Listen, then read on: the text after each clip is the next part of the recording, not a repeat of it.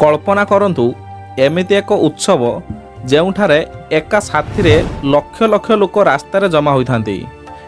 ଏକ ଏମିତି ଯାତ୍ରା ଯେଉଁଠାରେ ଭଗବାନ ନିଜେ ନିଜ ମନ୍ଦିର ଛାଡ଼ି ଭକ୍ତଙ୍କ ମଧ୍ୟକୁ ଆସିଥାନ୍ତି। ଏକ ଏମିତି ପରମ୍ପରା ଯାହା ଶତାବ୍ଦୀ ପରେ ଶତାବ୍ଦୀ ଧରି କୋଟି କୋଟି ଲୋକଙ୍କର ଆସ୍ଥାର କେନ୍ଦ୍ର ହୋଇ ରହିଛି ଏବଂ ସେହି ପରମ୍ପରାର ନାମ ହେଉଛି ପୁରୀର ପବିତ୍ର ରଥଯାତ୍ରା। ପ୍ରତିବର୍ଷ ଆଷାଢ଼ ମାସରେ ଓଡ଼ିଶାର ପବିତ୍ର ଧାମ ପୁରୀରେ ଏମିତି ଏକ ଦୃଶ୍ୟ ଦେଖିବାକୁ ମିଳେ ଯାହା ପୃଥିବୀର ଅନ୍ୟ କୌଣସି ସ୍ଥାନରେ ଦେଖିବାକୁ ମିଳେ ନାହିଁ। ବିଶାଳ କାଠର ରଥ, ହଜାର ହଜାର ସେବାୟତ, ଲକ୍ଷ ଲକ୍ଷ ଭକ୍ତ ଏବଂ ଆକାଶକୁ ଥରାଇ ଦେଉଥିବା ଗୋଟିଏ ଧ୍ୱନି, ଜୟ ଜଗନ୍ନାଥ। କିନ୍ତୁ ବନ୍ଧୁଗଣ, ଆପଣ କେବେ ଭାବିଛନ୍ତି କି ଏହି ରଥଯାତ୍ରାର ଆରମ୍ଭ କେବେ ହୋଇଥିଲା? କାହିଁକି ମହାପ୍ରଭୁ ଜଗନ୍ନାଥ ପ୍ରତିବର୍ଷ ମନ୍ଦିର ଛାଡ଼ି ରଥରେ ବସି ଗୁଣ୍ଡିଚା ମନ୍ଦିରକୁ ଯାଆନ୍ତି? କାହିଁକି ପ୍ରତିବର୍ଷ ନୂଆ ରଥ ତିଆରି କରାଯାଇଥାଏ ଏବଂ କାହିଁକି ଏହି ରଥଯାତ୍ରାକୁ ଦେଖିବା ପାଇଁ ଦେଶ ବିଦେଶରୁ ଲକ୍ଷ ଲକ୍ଷ ଲୋକ ପୁରୀକୁ ଆସିଥାନ୍ତି? ଏହା କେବଳ ଏକ ଧାର୍ମିକ ଉତ୍ସବର କାହାଣୀ ନୁହେଁ, ଏହା ହେଉଛି ହଜାର ହଜାର ବର୍ଷର ଇତିହାସ, ଅଦ୍ଭୁତ ପୁରାଣ, ଅନନ୍ୟ ପରମ୍ପରା ଏବଂ ଅତୁଟ ଭକ୍ତିର କାହାଣୀ। ଆଜିର ଏହି ଡକ୍ୟୁମେଣ୍ଟାରୀରେ ଆମେ ଜାଣିବା ଜଗନ୍ନାଥ ସଂସ୍କୃତିର ଉତ୍ପତ୍ତି, ରଥଯାତ୍ରାର ପ୍ରକୃତ ଇତିହାସ ଏବଂ ତିନୋଟି ରଥର ରହସ୍ୟ ଏବଂ ସେହି ସବୁ ଅଜଣା ତଥ୍ୟ ଯାହା ସମ୍ଭବତଃ ଆପଣ ଆଗରୁ କେବେ ଶୁଣିନଥିବେ। ପୁରୀ ରଥଯାତ୍ରାର କାହାଣୀ ବୁଝିବାକୁ ହେଲେ ପ୍ରଥମେ ଆମକୁ ଜାଣିବାକୁ ପଡ଼ିବ ମହାପ୍ରଭୁ ଜଗନ୍ନାଥଙ୍କର ଉତ୍ପତ୍ତିର କାହାଣୀ। ଏହି କାହାଣୀ ଆମକୁ ନେଇଯାଇଥାଏ ହଜାର ହଜାର ବର୍ଷର ପଛକୁ। ସେହି ସମୟରେ ସେତେବେଳେ ଆଜିର ପୁରୀ ଧାମ ନଥିଲା କି ବିଶାଳ ମନ୍ଦିର ବି ନଥିଲା ଏବଂ ରଥଯାତ୍ରା ମଧ୍ୟ ନଥିଲା। ସେତେବେଳେ ଘନ ଜଙ୍ଗଲରେ ଏକ ରହସ୍ୟମୟ ଦେବତାଙ୍କର ପୂଜା ହେଉଥିଲା। ସେହି ଦେବତାଙ୍କର ନାମ ଥିଲା ନୀଳମାଧବ। କଥା ଅନୁସାରେ ଶବର ଜାତିର ଜଣେ ଭକ୍ତ ବିଶ୍ୱାବସୁ ଗଭୀର ଜଙ୍ଗଲ ମଧ୍ୟରେ ନୀଳମାଧବଙ୍କର ପୂଜା କରୁଥିଲେ। ଏହି ଦେବତାଙ୍କ ବିଷୟରେ କେହି ବି ଜାଣିନଥିଲେ। କୁହାଯାଏ ଯେ ନୀଳମାଧବଙ୍କର ଦର୍ଶନ ମାତ୍ରକେ ମଣିଷ ମୋକ୍ଷ ପ୍ରାପ୍ତ କରୁଥିଲା। ସେହି ସମୟରେ ମାଳବ ଦେଶରେ ଏକ ରାଜା ଥିଲେ ଯାହାଙ୍କର ନାମ ଥିଲା ଇନ୍ଦ୍ରଦ୍ୟୁମ୍ନ। ସେ ଏହି ଅଦ୍ଭୁତ ଦେବତାଙ୍କ ବିଷୟରେ ଶୁଣିଥିଲେ। ଏହି ଦେବତାଙ୍କ ଦର୍ଶନ କରିବାକୁ ଦୃଢ଼ ସଂକଳ୍ପ କଲେ। ରାଜା ନିଜର ଅନେକ ଦୂତଙ୍କୁ ଚାରିଆଡ଼କୁ ପଠାଇଲେ, କିନ୍ତୁ କେହି ମଧ୍ୟ ନୀଳମାଧବଙ୍କର ସନ୍ଧାନ ପାଇଲେ ନାହିଁ। ଶେଷରେ ସେ ବିଦ୍ୟାପତି ନାମକ ଜଣେ ବ୍ରାହ୍ମଣଙ୍କୁ ପଠାଇଥିଲେ। ଦୀର୍ଘ ଯାତ୍ରା ପରେ ବିଦ୍ୟାପତି ବିଶ୍ୱାବସୁଙ୍କ ପାଖରେ ପହଞ୍ଚିଲେ। ପ୍ରଥମେ ବିଶ୍ୱାବସୁ ନୀଳମାଧବଙ୍କର ସ୍ଥାନ ବିଷୟରେ କହିବାକୁ ମନା କରିଦେଲେ, କିନ୍ତୁ ପରେ ଅନେକ ଅନୁରୋଧ ପରେ ସେ ବିଦ୍ୟାପତିଙ୍କୁ ସାଙ୍ଗରେ ନେବାରେ ରାଜି ହୋଇଗଲେ। ତଥାପି ଗୋଟିଏ ସର୍ତ୍ତ ଥିଲା, ବିଦ୍ୟାପତିଙ୍କର ଆଖି ବାନ୍ଧି ଦିଆଯିବ, କାରଣ ଯେପରି କେହି ନୀଳମାଧବଙ୍କର ଗୁପ୍ତ ସ୍ଥାନକୁ ଜାଣିପାରିବେ ନାହିଁ। କିନ୍ତୁ ବିଦ୍ୟାପତି ବୁଦ୍ଧିମାନ ଥିଲେ। ସେ କୌଶଳ କରି ହାତରେ କିଛି ସୋରିଷ ଦାନା ନେଇଯାଇଥିଲେ, ଯାହାକି ଯିବା ବାଟରେ ପକାଇ ପକାଇ ଯାଇଥିଲେ, ଯେଉଁଥିରେ କିଛି ଦିନ ପରେ ସେହି ସୋରିଷ ଦାନାରୁ ଗଛ ଉଠିଲା ଏବଂ ସେହି ରାସ୍ତାଟି ସ୍ପଷ୍ଟ ହୋଇଗଲା। ଏହିଭଳି ଭାବରେ ନୀଳମାଧବଙ୍କର ଗୁପ୍ତ ସ୍ଥାନର ସନ୍ଧାନ ମିଳିଲା। ଯେତେବେଳେ ରାଜା ଇନ୍ଦ୍ରଦ୍ୟୁମ୍ନ ନିଜେ ଯାଇ ସେହି ସ୍ଥାନରେ ପହଞ୍ଚିଲେ, ସେତେବେଳେ ଏକ ଆଶ୍ଚର୍ଯ୍ୟଜନକ ଘଟଣା ଘଟିଲା। ନୀଳମାଧବ ହଠାତ୍ ଅନ୍ତର୍ଦ୍ଧାନ ହୋଇଯାଇଥିଲେ। ରାଜା ଏହା ଦେଖି ଅତ୍ୟନ୍ତ ଦୁଃଖିତ ହୋଇପଡ଼ିଲେ। ସେ ଭଗବାନଙ୍କୁ ଦର୍ଶନ ପାଇଁ କଠୋର ତପସ୍ୟା ଆରମ୍ଭ କଲେ। ଦିନ ପରେ ଦିନ, ମାସ ପରେ ମାସ ସେ ଭଗବାନଙ୍କର ଧ୍ୟାନରେ ଲୀନ ରହିଲେ। ଶେଷରେ ଭଗବାନ ବିଷ୍ଣୁ ତାଙ୍କ ସ୍ୱପ୍ନରେ ଦର୍ଶନ ଦେଲେ ଏବଂ ଭଗବାନ କହିଲେ, ସମୁଦ୍ରରୁ ଏକ ଦିବ୍ୟ କାଠ ଭାସି ଆସିବ, ସେହି କାଠରୁ ମୋର ନୂତନ ରୂପ ନିର୍ମାଣ କର। କିଛି ଦିନ ପରେ ପୁରୀ ସମୁଦ୍ର କୂଳରେ ଏକ ଅଦ୍ଭୁତ କାଠ ଭାସି ଆସିଲା। ଭକ୍ତମାନେ ଏହି କାଠକୁ ଦାରୁ ବ୍ରହ୍ମ ବୋଲି କହିଲେ। ଏହି କାଠରୁ ଜଗନ୍ନାଥ, ବଳଭଦ୍ର ଓ ସୁଭଦ୍ରାଙ୍କର ମୂର୍ତ୍ତି ତିଆରି ହେବାର କାହାଣୀ ଆରମ୍ଭ ହେଲା। ସେହି କାଠରୁ ମୂର୍ତ୍ତି ନିର୍ମାଣ ପାଇଁ ରାଜା ବହୁତ କାରିଗରଙ୍କୁ ଡାକିଲେ, କିନ୍ତୁ ଯେତେ ବି କାରିଗର ଆସିଲେ ସେ କାଠରୁ ଟିକେ ଖଣ୍ଡେ ବି ଖଣ୍ଡିଆ କରିପାରିଲେ ନାହିଁ। ଏଥିରେ ରାଜା ବହୁତ ଚିନ୍ତିତ ହୋଇପଡ଼ିଲେ। କ'ଣ କରିବେ କ'ଣ ନାହିଁ, ପୁରା ବ୍ୟସ୍ତ ହୋଇପଡ଼ିଲେ। ଠିକ୍ ସେହି ସମୟରେ ଜଣେ ବୃଦ୍ଧ କାରିଗର ରାଜାଙ୍କ ପାଖକୁ ଆସିଲେ। ମୁଁ ଏହି କାଠରୁ ମୂର୍ତ୍ତି ତିଆରି କରିବି, କିନ୍ତୁ ମୋର ଗୋଟିଏ ସର୍ତ୍ତ, ଯେପରି ମୋର କାମ ଶେଷ ହେବା ପର୍ଯ୍ୟନ୍ତ କେହି ବି ଦ୍ୱାର ଖୋଲିବେ ନାହିଁ। ଲୋକକଥା ଅନୁସାରେ ସେ ବୃଦ୍ଧ ବ୍ୟକ୍ତିଟି ବାସ୍ତବରେ ଦେବଶିଳ୍ପୀ ବିଶ୍ୱକର୍ମା ଥିଲେ। ଏହିପରି କିଛି ଦିନ ବିତିଗଲା, କିନ୍ତୁ ହଠାତ୍ ଭିତରୁ କୌଣସି ଶବ୍ଦ ଆସିବା ବନ୍ଦ ହୋଇଗଲା। ରାଜା ଭାବିଲେ ବୋଧହୁଏ ବୃଦ୍ଧ କାରିଗରଙ୍କର କିଛି ଅନିଷ୍ଟ ଘଟିଛି। ସେ ଚିନ୍ତାରେ ପଡ଼ି ସେ ଦ୍ୱାର ଖୋଲିଦେଲେ, କିନ୍ତୁ ଦ୍ୱାର ଖୋଲିବା ମାତ୍ରକେ ବୃଦ୍ଧ କାରିଗର ଅଦୃଶ୍ୟ ହୋଇଗଲେ ଏବଂ ମୂର୍ତ୍ତିଗୁଡ଼ିକ ଅସମ୍ପୂର୍ଣ୍ଣ ଅବସ୍ଥା ରହିଗଲା।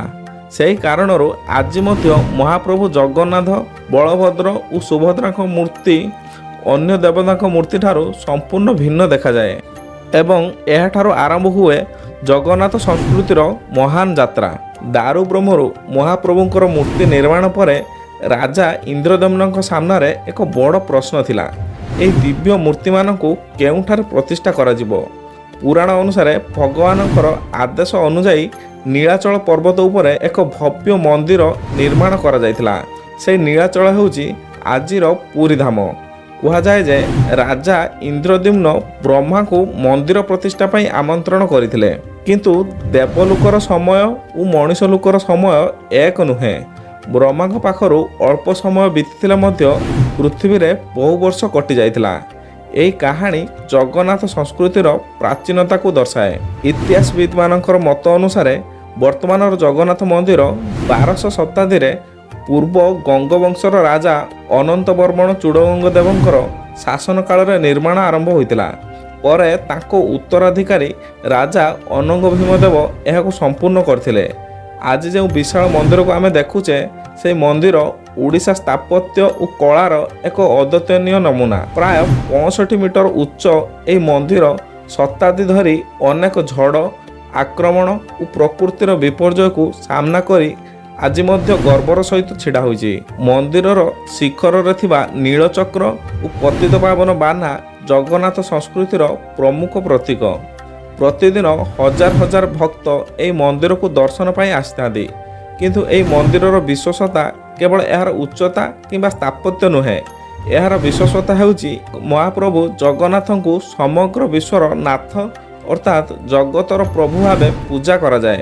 ଏହି ମନ୍ଦିରକୁ କେନ୍ଦ୍ର କରି ଶତାବ୍ଦୀ ଧରି ବିକଶିତ ହୋଇଛି ଜଗନ୍ନାଥ ସଂସ୍କୃତି, ମହାପ୍ରସାଦ ପରମ୍ପରା ଏବଂ ବିଶ୍ୱ ପ୍ରସିଦ୍ଧ ରଥଯାତ୍ରା।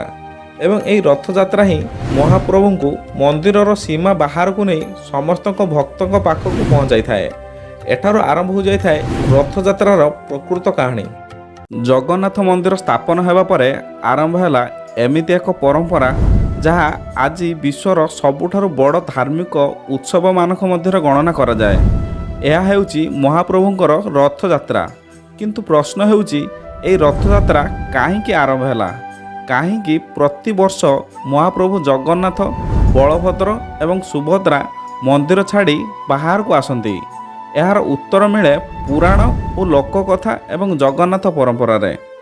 ଜଗନ୍ନାଥ ପରମ୍ପରା ଅନୁସାରେ ଗୁଣ୍ଡିଚା ମନ୍ଦିରକୁ ମହାପ୍ରଭୁଙ୍କର ମାଉସୀ ଘର ବୋଲି ମନାଯାଏ। ପ୍ରତିବର୍ଷ ଆଷାଢ଼ ଶୁକ୍ଳ ଦ୍ୱିତୀୟା ତିଥିରେ ମହାପ୍ରଭୁ ଜଗନ୍ନାଥ, ଭାଇ ବଳଭଦ୍ର ଏବଂ ଭଉଣୀ ସୁଭଦ୍ରାଙ୍କ ସହ ଗୁଣ୍ଡିଚା ମନ୍ଦିରକୁ ଯାତ୍ରା କରନ୍ତି। ଏହି ଯାତ୍ରା ପ୍ରାୟ 3 କିଲୋମିଟର ଦୂରତାରେ ହୋଇଥିଲେ ମଧ୍ୟ ଏହାର ଆଧ୍ୟାତ୍ମିକ ମହତ୍ତ୍ୱ ଅସୀମ। କୁହାଯାଏ ଯେ ଭଗବାନ ନିଜ ଭକ୍ତଙ୍କ ପାଖକୁ ଆସିବା ପାଇଁ ଏହି ଯାତ୍ରା କରନ୍ତି। ସାଧାରଣତଃ ଭକ୍ତମାନେ ଭଗବାନଙ୍କର ଦର୍ଶନ ପାଇଁ ମନ୍ଦିରକୁ ଯାଇଥାନ୍ତି, କିନ୍ତୁ ରଥଯାତ୍ରାରେ ଭଗବାନ ନିଜେ ମନ୍ଦିର ଛାଡ଼ି ଲୋକଙ୍କ ମଧ୍ୟକୁ ଆସନ୍ତି। ଏହି କାରଣରୁ ରଥଯାତ୍ରାକୁ ଲୋକଙ୍କ ମଧ୍ୟରେ ଭଗବାନଙ୍କର ଆଗମନ ବୋଲି କୁହାଯାଏ। ଇତିହାସବିଦମାନଙ୍କର ମତ ଅନୁସାରେ ରଥଯାତ୍ରାର ପରମ୍ପରା ଶତାବ୍ଦୀ ଧରି ଚାଲି ଆସୁଛି। 1200 ଶତାବ୍ଦୀରେ ଜଗନ୍ନାଥ ମନ୍ଦିରର ନିର୍ମାଣ ପରେ ଏହି ଉତ୍ସବ ଆହୁରି ସଂଗଠିତ ରୂପ ନେଇଥିଲା। ସମୟ ସହିତ ରଥଯାତ୍ରା କେବଳ ଏକ ଧାର୍ମିକ ଉତ୍ସବ ନୁହେଁ, ବରଂ ଓଡ଼ିଶାର ସାଂସ୍କୃତିକ ପରିଚୟରେ ପରିଗଣିତ ହୋଇଗଲା। ରଥଯାତ୍ରାର ସବୁଠାରୁ ବଡ଼ ବିଶେଷତା ହେଉଛି ଏଠାରେ କୌଣସି ଜାତି, ଧର୍ମ, ବର୍ଣ୍ଣ କିମ୍ବା ଶ୍ରେଣୀର ଭେଦଭାବ ନାହିଁ। ଯେକୌଣସି ବ୍ୟକ୍ତି ମହାପ୍ରଭୁଙ୍କର ରଥର ଦୌଡ଼ି ଟାଣିପାରନ୍ତି। ଏହା ଜଗନ୍ନାଥ ସଂସ୍କୃତିର ସମାନତା ଓ ସର୍ବଜନୀନତାର ପ୍ରତୀକ। ରଥଯାତ୍ରା ଆରମ୍ଭ ପୂର୍ବରୁ ଏକ ବିଶେଷ ପରମ୍ପରା ପାଳନ କରାଯାଏ। ଏହାର ନାମ ହେଉଛି ଛେରା ପହଁରା। ଏହି ଅନୁଷ୍ଠାନରେ ପୁରୀର ଗଜପତି ମହାରାଜ ସୁନାର ଝାଡ଼ୁ ଦ୍ୱାରା ରଥ ସଫା କରନ୍ତି। ଏହା ଏକ ଅଦ୍ଭୁତ ବାର୍ତ୍ତା ଦିଏ, ଭଗବାନଙ୍କ ସାମ୍ନାରେ ରାଜା ଓ ପ୍ରଜା ସମସ୍ତେ ସମାନ। ଯେତେବେଳେ ଲକ୍ଷ ଲକ୍ଷ ଭକ୍ତ ରଥର ଦୌଡ଼ି ଧରି ଟାଣିବା ଆରମ୍ଭ କରନ୍ତି ସେତେବେଳେ ସମଗ୍ର ବଡ଼ଦାଣ୍ଡ ଜୟ ଜଗନ୍ନାଥ ଧ୍ୱନିରେ କମ୍ପି ଉଠେ। ଏହି ମୁହୂର୍ତ୍ତ କେବଳ ଏକ ଧାର୍ମିକ ଦୃଶ୍ୟ ନୁହେଁ, ଏହା କୋଟି କୋଟି ଭକ୍ତଙ୍କର ଆସ୍ଥା ଓ ଭକ୍ତିର ଭାବନାର ମିଳନ।